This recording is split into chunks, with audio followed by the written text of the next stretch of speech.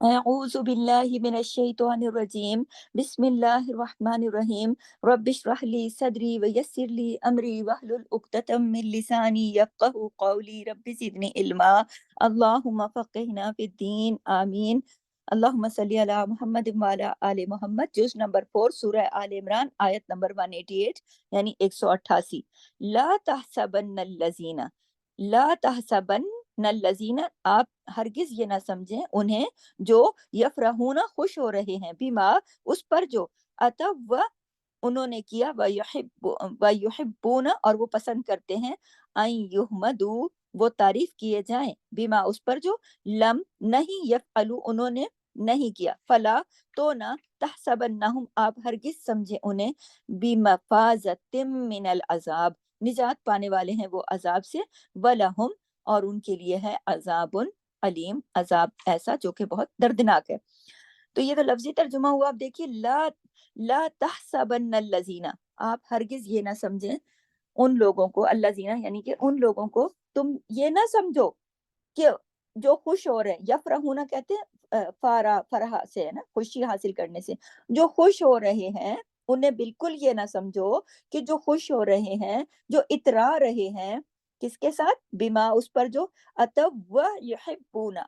کہ انہوں نے جو وہ پسند کرتے ہیں یعنی کہ اپنے کارناموں کے اوپر جو اپنے کاموں کے اوپر خوش ہوتے ہیں کہ کون سے کارنامے جو انہوں نے دنیا میں کام کیے یا پھر دین کے کوئی کام کیے ان یحمدو تاکہ وہ تعریف کیے جائیں۔ دین کا کام دیکھیں صرف اللہ کے قرب کے لیے ہونا چاہیے۔ اب آپ اور میں کلاس میں اپنی نیتوں کو خالص کریں کہ ہم سب اللہ کی رضا کے لیے ہیں، نہ کہ اترانے کے لیے، نہ کہ شہرت حاصل کرنے کے لیے۔ تو یہاں کیا بات ہو رہی ہے کہ آپ ان لوگوں کو آپ یہ نہ سمجھیے کہ جو خوش ہو رہے ہیں اپنے کاموں پر اور اترا رہے ہیں اور اپنی شہرت کے لیے، تو یہ نہ سمجھنا کہ وہ لوگ عذاب الہی سے بچ جائیں گے۔ جو لوگ اپنی خوشی کے لیے، اپنی تعریف کے لیے، اپنی شہرت کے لیے کارنامے کرتے ہیں یا کام کرتے ہیں، تو یہ مت سمجھیے گا لا تحسبن الذین یفرحون خوش ہو رہے ہیں جو انہوں نے کیا اور وہ اس کو پسند کرتے ہیں، تو یہ نہیں سوچئے کہ وہ عذاب الہی سے بچ جائیں گے۔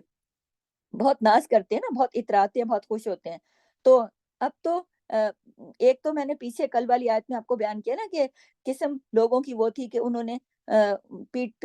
پیچھے پھینک دیا کس کو؟ کلام الہی کو۔ تو اس کو کیا ہی نہیں، اس کو پڑھا ہی نہیں، اس کو سنا ہی نہیں، اس کو سمجھا ہی نہیں۔ اور دوسری قسم کے لوگ کیا ہیں کہ جنہوں نے کلام الہی کو سنا، سمجھا اور کرنے کے بعد ضائع کر دیا۔ کیوں؟ کیسے؟ اترا اترا کر اس علم کو دنیا کی زینت بنانے کے لیے تو حاصل کیا کہ لوگ واہ واہ کریں، ہاں جی بڑی بہت بڑی عالمہ بن گئی، بڑا قرآن جانتی ہے، بڑا قرآن سنتی ہے، بڑا قرآن پڑھتی ہے۔ دنیا کی تعریف لینے کے لیے، دنیا کی زینت بنانے کے لیے، دنیا کا نام پیدا کرنے کے لیے استعمال کیا۔ وَيُحِبُّونَ أَن يُحْمَدُوا اور وہ پسند کرتے ہیں بِمَا لَمْ يَفْعَلُوا اور وہ پسند کرتے ہیں کہ ان کی تعریف کی جائے، ان کو متقی کہا جائے نا، ان کو بڑا دیندار کہا جائے، بڑے سچے مومن، بڑی تعریفیں، بڑا ان کی تعریفوں کے پل کس کے؟ یہ دین کا علم جو سیکھ رہے ہیں، دین کا علم جو پڑھ رہے ہیں۔ ایک تو وہ لوگ میں نے دوبارہ بتا رہی ہوں کہ جنہوں نے سیکھنا گوارا ہی نہیں کیا، اللہ کی کتاب کو اٹھا کے پیٹ پیچھے پھینکا، یعنی اس سے منہ ہی موڑ لیا، یعنی اس کو اگنور کر دیا۔ اور دوسری قسم کے وہ لوگ، ان کے لیے بھی کل میں نے بتایا تھا نا کہ عذاب ہوگا۔ اور دوسرا آج اس آیت سے پتہ چل رہا ہے ان لوگوں کے لیے کہ جنہوں نے صرف دنیا کی خواہشیں حاصل کرنے کے لیے، دنیا کی واہ واہ پانے کے لیے بما لم یفعلوا جو انہوں نے وہ والے کام کیے کہ جو ان کو اس دنیا میں شہرت دلا سکتے ہیں۔ اور اس کے علاوہ بما لم یفعلوا فلا تحسبنہم ایسے کام جو انہوں نے کیا بھی نہیں، اس پر بھی وہ تعریفیں چاہتے ہیں۔ جھوٹی شہرت کے خواہش مند ہیں ایسے لوگ جو تھوڑے بہت کام انہوں نے کیے وہ بھی تعریف کے لیے، اس پر بھی وہ چاہتے ہیں کہ ہم نے جو کچھ کیا بس اسی کے پل باندھتے رہو، بس اسی کی تعریف کرتے رہو، بس کسی اور نے تو کچھ کیا ہی نہیں، بس ہمارا ہی ذکر چلتا رہے، بس ہم ہی بڑے متقی ہیں، ہم ہی بڑے پرہیزگار ہیں، اسی پہ کریڈٹ لینا چاہتے ہیں۔ اور آپ دیکھیں کہ ایک شخص وہ ہوتا ہے جو دکھاوے کے لیے کام کرتا ہے اور اپنی نیکی کو ظاہر کر کر کے ہر وقت خوش ہوتا رہتا ہے، اتراتا رہتا ہے۔ یہ کس کی خوبی ہے؟ نوٹ کر لیں، یہ منافق کی خوبی ہے۔ اور دوسری طرف کون سے لوگ ہوتے ہیں؟ وہ جو کچھ انہوں نے ابھی آگے ایک تو ہے نا وہ کہ جنہوں نے تھوڑا بہت کیا اسی پہ خوش ہوتے رہے، اور دوسرے کیا کہ کیا ہی نہیں، انہوں نے کام کوئی کیا ہی نہیں ہوتا، بس جھوٹے دعوے، ہم نے یہ کیا، ہم نے وہ، مجلسوں میں بیٹھ جاتی ہیں جہاں چار بندے دیکھے وہاں بیٹھ کر میں تو بڑی تہجد گزار ہوں، میں تو بڑی دیالی ہوں، میں یوں قربانیاں کرتی ہوں، میں یوں صدقے کرتی ہوں، میں یہ صدقے کرتی ہوں، میں وہ اللہ کی راہ میں یہ اللہ کی راہ میں، بات بات پر اپنی بڑائی بیان کرنا، بات بات پر اپنے قصے بیان کرنا، کیا کیا کچھ بھی نہیں ہوتا۔ بات تو یہ ہے نا کہ تہجد پڑھی ہوتی تو چلو بھائی ایک بات ہے کہ جو پڑھی اور پھر اس کے اللہ کے راستے میں خرچ کر دیا، مسجدیں بنا دی، پل بنا دیے، راستے بنا دیے، کام کر دیے، ایک بات ہے، لیکن کیا بھی کچھ نہیں، کیا بھی کچھ نہیں۔ میں اتنے قرآن ختم کر لیتی ہوں، کسی کو قرآن کی دعوت تو کرتے ہیں، ہم نے بہت دفعہ قرآن ختم کیا ہوا ہے، ہم تو روزانہ 5 پارے پڑھ لیتے ہیں، سمجھ چاہے ایک لائن کی بھی نہ آئے، چاہے کیے بھی نہ ہو، جس نے کیے بھی نہ ہو، نہ صدقہ نہ خیرات نہ نیکی کا کام، بس ایسے ہی میں کرتی ہوں، لیکن حقیقت میں کیے نہ ہوں، میں ان کی بات کر رہی ہوں، اور تو کر کر کے باتیں کر کر کے صرف جتلانا، دکھانا، ریاکاری کرنا، اور نہیں کر کے، ایک تو وہ نا یہ تھوڑا بہت کر کے دکھانا جتلانا، اور دوسرا کیا، نہیں کرنا اور پھر کہنا میں نے تو یہ سب کیا، یہ دونوں باتیں غلط ہیں، یہ دونوں چیزیں غلط ہیں، یہ دونوں بری باتیں ہیں۔ فلا تحسبنہم یوم القیامہ، تو دیکھیے کہ ان کے لیے پھر کیا ہوگا، تو کہا جا رہا ہے تو آپ نہ ہرگز آپ یہ نہ سمجھے کہ یہ عذاب سے بچ جائیں گے، قیامت کے دن عذاب سے نجات پا جائیں گے، اور یہ عذاب سے نہیں بچ سکیں گے، یہ عذاب سے قیامت والے دن کیسے بچ سکتے ہیں، بما یفعلوا فلا تحسبنہم بمفازۃ من العذاب، یہ عذاب سے نجات نہیں پائیں گے۔ دیکھیے یہ جو لفظ ہے نا مفازات، اس کے معنی ہوتے ہیں پناہ، پناہ کی جگہ، ٹھیک ہے، فوز کہتے ہیں ایسی کامیابی کو کہ جو آگ سے بچا لیا جائے اور جنت میں داخل کر دیا جائے۔ آپ نے یہ لفظ متعدد دفعہ قرآن میں ایسی کامیابی کے لیے آئے گا کہ وہ لوگ کامیاب ہیں اصل میں، کہ جو ایسے لوگ جو جنت میں داخل کیے جائیں گے، جو آگ سے بچا لیا گیا اور جنت میں داخل کر دیا گیا، اصل کامیاب تو وہی ہے نا، اس کی قرآن نے بھی گواہی دی ہے نا کہ اصل کامیاب کون ہے، وہی جو آگ سے بچا لیا گیا اور جو جنت میں داخل کر دیا گیا۔ تو دیکھیے ایسے لوگ جو دکھاوے کر کر کے، تعریفیں کر کر کے، جھوٹی تعریفیں اپنی، ایک تو سچی اور اوپر سے جھوٹی بھی، جو کیا بھی ایک تھوڑا بہت کچھ کیا اور اس کو نمایاں کر دیا، کیا اس کے اشتہار لگا دیا، دوسرا وہ جس نے کیا کچھ بھی نہیں، صرف لوگوں پہ دھاک بٹھانے کے لیے، یہ دونوں لوگ عذاب سے نہیں بچ سکیں گے، یاد رکھیں، اور جنت میں داخل نہیں ہو سکیں گے اور عذاب سے بالکل نہیں بچ سکیں گے۔ اور تم مت سمجھو کہ وہ صرف اپنے منہ کی باتوں سے، اپنی باتوں سے میاں مٹھو جو بن رہے ہیں نا، اپنے آپ کو ادھر شیخیاں بھگار رہے ہیں، یہ کامیابی لے لیں گے، یہ ہرگز کامیابی نہیں لیں گے۔ یہ دنیا میں تو ایسا ممکن ہو جاتا ہے کہ کبھی کسی اور کی جو کامیابی ہوتی ہے اس کو اپنے نام پہ لکھوا لیتے ہیں لوگ، کسی اور کی کامیابی کا کریڈٹ خود لے لیتے ہیں، کسی دوسرے کی ہوئی محنت کو اپنے نام سے ظاہر کر کے اور اپنے نام کے ساتھ لگا کے، کسی کی نقل مار کے، کسی کی کوئی چیزیں سن کے، لکھ کے، آگے اس طریقے سے کر کے، یا کسی کی کتاب چھپوا کے، یا کسی کی کوئی بھی نقل مار کے اپنے آپ کی اپنی بڑائی کروا لیتے ہیں، اپنی تعریف کروا لیتے ہیں، لیکن اور پھر اس پہ اترا لیتے ہیں اور خوش ہو جاتے ہیں کہ ہم نے بڑا کام کر لیا۔ ایسا کرنے سے لوگوں میں تو ان کی عزت بن جاتی ہے، لوگ تو کہیں گے واؤ کیا بات ہے، لیکن لوگوں کو امپریس کرنے کے لیے جو کام کر لیتے ہیں، یہ دنیا میں نام پیدا کرنے کے لیے کرتے ہیں۔ دنیا میں بعض لوگ سیویاں بنوا لیتے ہیں، اتنے اتنے جھوٹے سرٹیفکیٹ لگوا لیتے ہیں، میں نے یہ ٹریننگ کی ہوئی ہے، میں نے یہ کورس کیا ہوا ہے، یہ ڈگریاں میں نے کی ہوئی ہیں، یہ کی کچھ بھی نہیں ہوتی، صرف عہدے لینے کے لیے، صرف مقام لینے کے لیے۔ تو یہ دنیا میں تو مل جائیں گے، یہ جھوٹی ڈگریاں دنیا میں تو کام آ جائیں گی دنیا کے عہدوں کے لیے، لیکن ان کی یہ کوششیں اللہ کے ہاں کامیابی کا باعث نہیں بنیں گی۔ اللہ کے ہاں ایسے لوگ عذاب سے نہیں بچ سکیں گے۔ کوئی جھوٹ، کوئی فریب، کوئی دھوکہ بازی، کوئی یہ ریاکاری، کوئی دھوکے، یہ اللہ کو نہیں دیے جا سکتے۔ یہ بندوں کی آنکھوں میں تو دھول جھونکی جا سکتی ہے کہ گھر میں کچھ، باہر کچھ، اندر کچھ، باہر کچھ، دل میں کچھ، زبان پہ کچھ، یہ سارے دھوکے اللہ کو نہیں دیے جا سکتے۔ بخاری اور مسلم میں ابو داؤد خدری سے روایت ہے کہ منافقین جو تھے وہ نبی کے ساتھ جنگ میں نہیں جاتے تھے، اور بڑے بڑے اس بات پہ دل میں خوش ہوتے تھے کہ شکر ہے ہماری جان چھوٹی، ہمیں تو کوئی کام ہی نہیں ملا، اور جب نبی کریم جنگ سے واپس آتے تو پھر یہ آ جاتے منہ لٹکا کے، اور پھر قسمیں کھاتے کہ بھئی اگر ہماری تو یہ مسئلہ ہو گیا تھا، ہم جا نہیں پائے، اگر ہم جاتے تو پھر ہم نے یہ کر دینا تھا، وہ کر دینا تھا، اور جھوٹی قسمیں کھاتے اور معذرتیں کرتے، کیا ہم سے بس ہمیں آپ معذرت ہماری قبول کریں۔ ان کے پاس اور پھر وہ کیا چاہتے کہ ان کے اس کام پر بھی ان کی تعریف کی جائے، جو انہوں نے کیا ہے، جو انہوں نے کیا بھی نہیں ہے، وہ کسی چیز میں شامل بھی نہیں ہوئے، کوئی دین کی خاطر کوئی قربانی بھی نہیں دی، اور چاہتے کیا ہیں تعریف کی جائے ان کی، اب آ جو گئے ہیں، بیٹھ جو گئے اس محفل میں، آ جو گئے تھے پہلے بہانے بنا کے بھاگنے کے لیے، اور پھر بعد میں جھوٹے بہانے لے کے آ جو گئے ہیں، تو پھر تعریفیں انہی کی چلتی رہیں، نام انہی کا چلتا رہے۔ آپ نے دیکھا ہوگا دنیا میں بھی کچھ لوگ ایسے ہوتے ہیں کہ ان کے اندر کوئی حقیقت ہوتی نہیں ہے، کوئی کام انہوں نے کیا نہیں ہوتا، کسی دوسرے کی کوئی تعریف ہونے لگے نا سچ مچ کی، وہ فوراً بول اٹھتے ہیں میں نے بھی یہ کیا، میں بھی ایسے ہوں، میں بھی ایسے ہوں، حالانکہ ہوتا ہوا تھا کچھ بھی نہیں ہے۔ تو یہ کس کی صفت ہے؟ لکھ لیں اپنے پاس، نوٹ کر لیں، یہ منافقین کی صفت ہے، منافقین کی صفت ہے یہ۔ تو دیکھیں اول تو یہ جو خواہش ہے نا انسانوں کی نظر میں بلند ہو جاؤں، بس انسان مجھے بڑا پسند کرے، میں بس میری واہ واہ ہو جائے، تو مختلف طریقے آزماتے ہیں اس کے لیے لوگ، کوئی کچھ کرتا ہے کوئی کچھ کرتا ہے، بڑے ہتھ کنڈے، لیکن یاد رکھیے یہ سارے طریقے سارے ہتھ کنڈے یہ جو چیزیں نا یہ کھل جاتی ہیں، انسان کی کک عزت باقی نہیں رہتی، تنکا اس کو ہم کک کہتی ہوں نا میں، اس کو یہ ایک محاورہ ہے، اس کو تنکا کہتے ہیں اردو میں، اس کو ایک تنکے کی بھی عزت باقی نہیں رہتی، کچھ بھی نہیں باقی رہتی، یہ جو وقتی طور پر ہتھ کنڈے ہوتے ہیں، اگر کوئی سمجھتا ہے کہ میں اس محفل میں بیٹھ کے تو ادھر سے واہ واہ لے لوں، اس کی تعریف لے، لوگ جھوٹی تعریف بھی کر دیتے ہیں، ہاں جی تم بڑے نیک ہو، تم بڑے متقی ہو، تم نے بڑا یہ کام کیا، اور اس سے خوش ہو جاتے ہیں، حالانکہ حقیقت میں یہ باتیں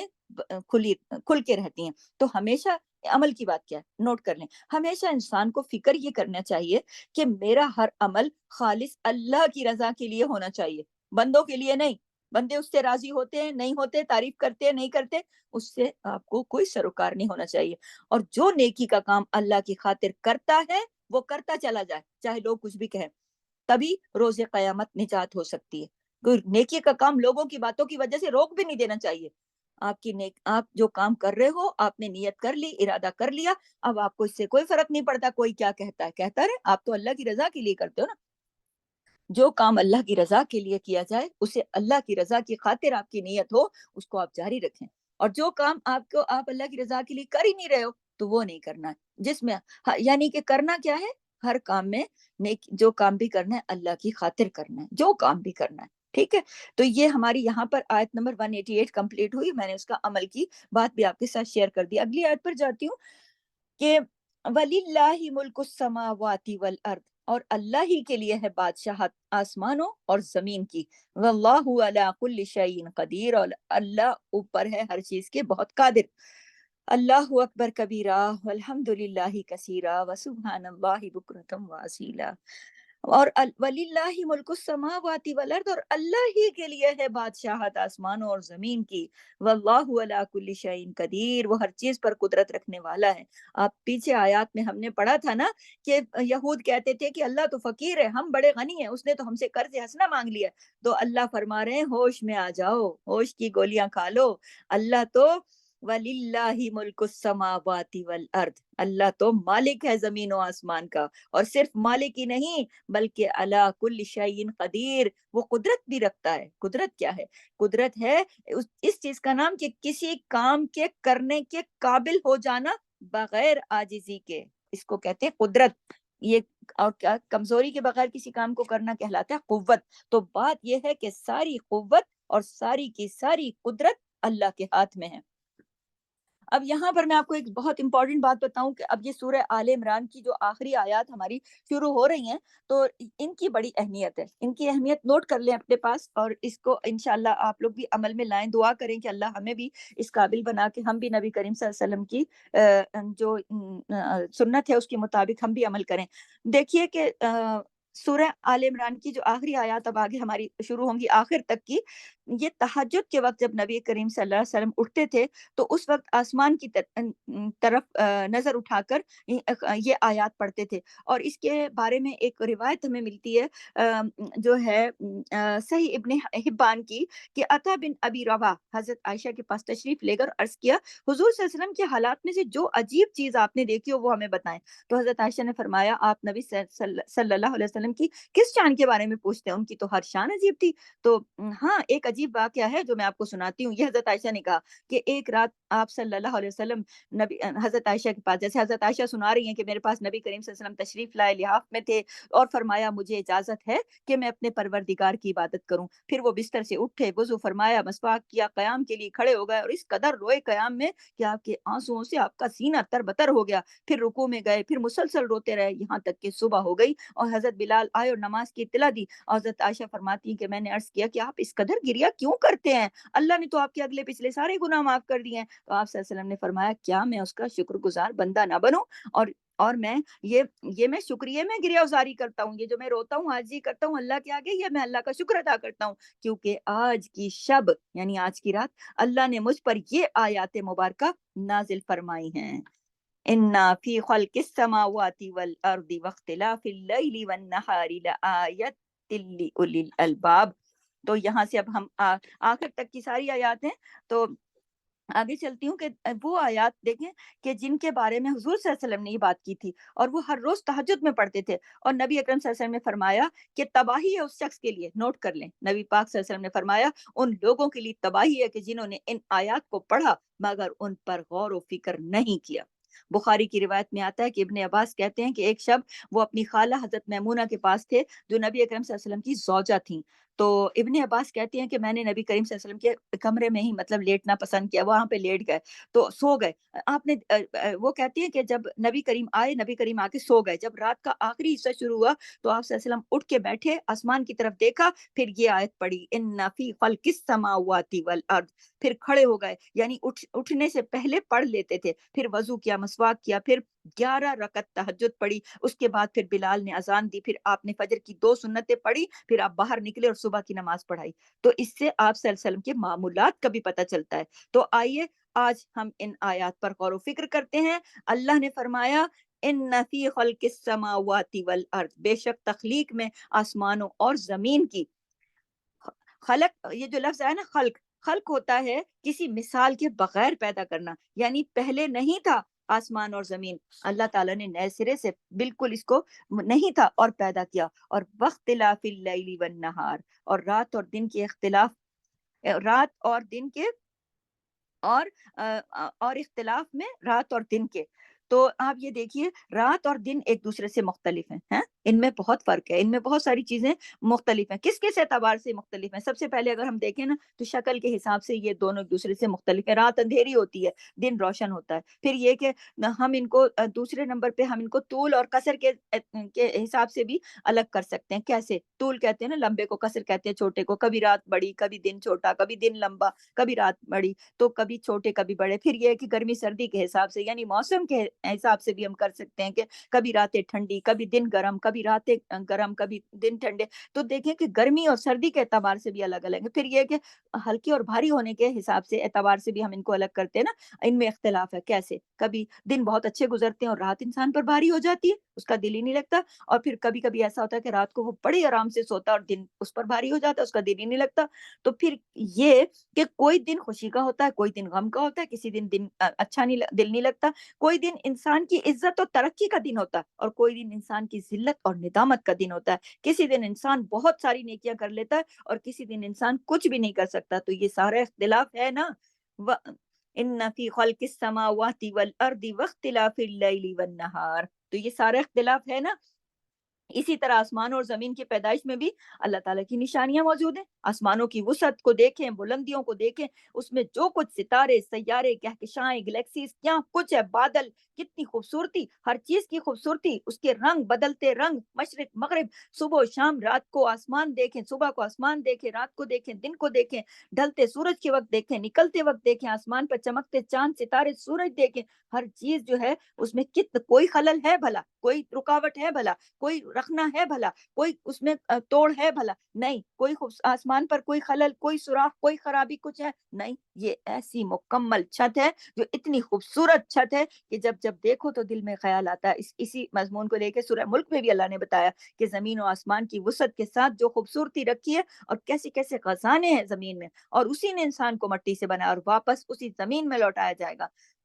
اسی زمین کو ہم زندوں اور مردوں کے لیے ہم نے کافی بنایا۔ تو اور پھر اللہ تعالیٰ نے انسان کو کیا چیز دی؟ عقل دی ہے کہ وہ ان چیزوں سے خوب فائدہ اٹھائے۔ تو ان فی خلق السماوات والارض واختلاف اللیل والنہار لآیۃ لأولی الالباب،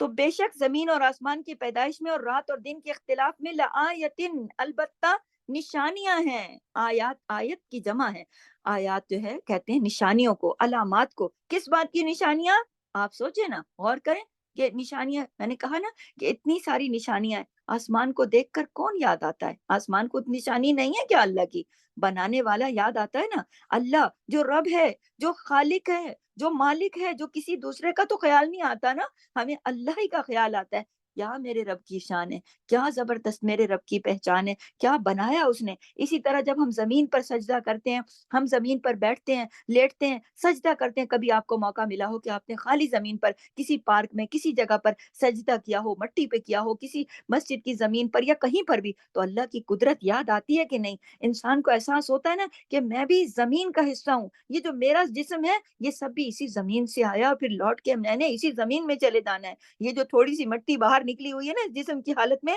ایک دن واپس چلی جائے گی، اسی جگہ میں جا کر دفن ہو جائے گی. تو آسمانوں اور زمین کی تخلیق اور جو کچھ آسمانوں میں نظر آتا ہے اور جو کچھ زمین سے نکلتا ہے، وہ سارے کا سارا اللہ تعالیٰ نے انسان کے فائدے کے لیے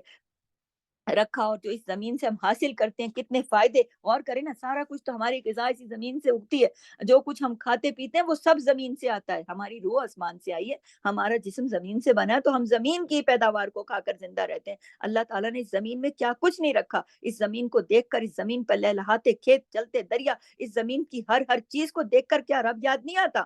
علامتیں ہیں کہ نہیں؟ نشانیاں ہیں کہ نہیں؟ قدم قدم پر خوبصورت پتھر، خوبصورت پہاڑ، اس زمین پر کیا کچھ نہیں ہے کہ جس کو دیکھ کر رب یاد نہ آئے؟ رب کی یاد آتی ہے. تو آپ دیکھیے کہ یہ انسان اگر غور کرتا ہے نا تو اسے ہر طرف اللہ کی قدرت بکھری ہوئی نظر آتی ہے، اللہ کی صنائی نظر آتی ہے. غور کرے تو نا، اور نہ کرے تو ہزاروں جگہ گھومتا پھرتا پھرے. تو کسی وقت بھی انسان اللہ کو بھول نہیں سکتا. اگر انسان کسی جنگل میں بھی اکیلا ہے تو اس جنگل کی طرح طرح کی زمین کے اوپر جو چیزیں اگی ہوئی ہیں اسے دیکھ کر اللہ کی یاد دلائیں گے. اسی لیے اللہ نے فرمایا لا آیات لأولی الالباب، کہ عقل والوں کے لیے بہت سی نشانیاں ہیں. کون ہے عقل والے؟ کون ہے عقل والے؟ غور کریں، آپ اور میں عقل والے ہیں کہ نہیں؟ ہم اس میں شامل ہیں کہ نہیں؟ عقل والے، اللہ نے عقل والوں کو یہاں خاص طور پر کہا ان فی خلق السماوات والارض واختلاف اللیل والنہار لآیات لأولی الالباب، بے شک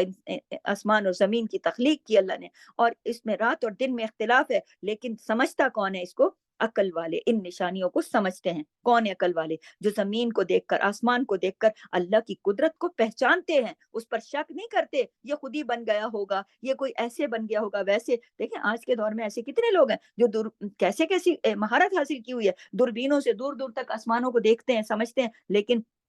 زمین کی تہوں تک پہنچے ہوئے ہیں، اتنے اتنے تجربات کر رہے ہیں اتنی اتنی مشینریوں کے ذریعے، لیکن اللہ کی قدرت کو ماننے کے لیے تیار نہیں ہے، انکار کرتے ہیں اس کا. ایمان پختہ نہیں ہوتا ان کا. بجائے اس کے کہ تم دیکھ رہے ہو کہ اللہ کی قدرت تمہیں دکھائی دے رہی ہے، بجائے اس کے کہ تم اللہ کی قدرت کو دیکھو، اس کا اقرار کرو، اور تم بجائے یہ اقرار کرنے کے شک کا شکار ہو. تو ایسے لوگ پھر عقل مند نہیں ہیں جو اللہ کی نشانیوں کو، اللہ کی ان خوبصورت آسمانوں اور خوبصورت آسمان کے اندر جڑی ایک ایک ستارے اور سیارے اور روشن اور چمکدار چیزوں کو دیکھتے ہوئے، رات کی اندھیری اور دن کی، رات کی تاریکی اور دن کی روشنی کو بدلتے ہوئے دیکھنے کے بعد، یہ رات اور دن کی بڑائی اور چھوٹائی اور یہ سب کچھ دیکھنے کے باوجود، یہ ساری علامات دیکھنے کے باوجود بھی عقل سے کام نہیں لیتے، وہ عقل مند نہیں ہے. اللہ نے یہاں کہا لآیات لأولی الالباب، وہ ہیں لوگ عقل والے جو ان چیزوں کو دیکھتے ہیں تو کسی شک کا شکار نہیں ہوتے. یہ جو لفظ آئے نا باب، یہ دراصل لب کی جمع ہے، اور لب کہتے ہیں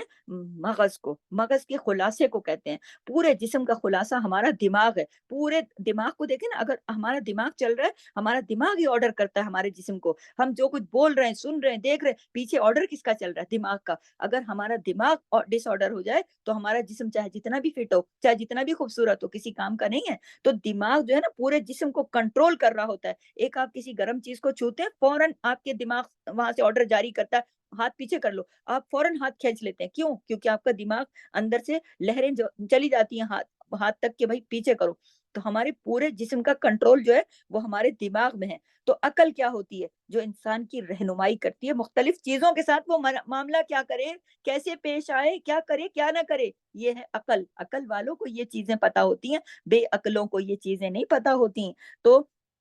وہ لوگ کہ جنہوں نے اپنی عقل استعمال کی اور آسمان اور زمین کو دیکھا اور پھر اس کے نتیجے میں اللہ کی قدرت کو مانا، اللہ کی قدرت کو جانا، شک نہیں کیا، یقین کیا، ایمان میں اضافہ کیا، اللہ کی محبت ان کے دلوں میں سما گئی اور ان کے دلوں پہ چھا گئی، تو ایسے لوگ ہیں جو ہر وقت اللہ کی محبت سے اللہ تعالیٰ کو یاد بھی کرتے رہتے ہیں۔ تو اگلی آیت میں پھر اللہ کی یاد کا ذکر ہے۔ اس کلاس کے بعد پھر اگلی آیت پہ جاتی ہوں۔ سبحانک اللہم و بحمدک، نشہد ان لا الہ الا انت، نستغفرک و نتوب الیک۔